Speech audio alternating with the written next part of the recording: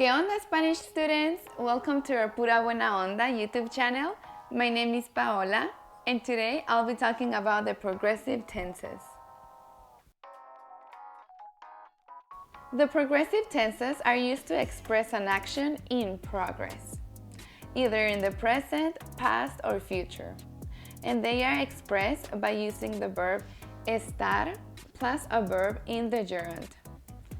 In Spanish, the gerund is formed by the endings ando or yendo.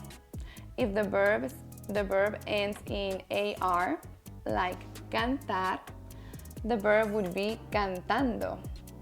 If the verb ends in either ER or IR, like correr, the verb would be corriendo.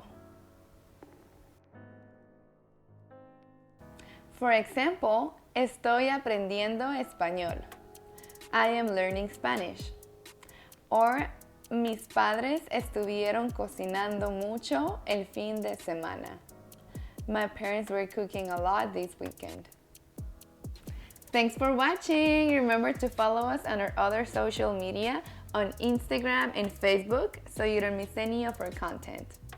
¡Hasta luego!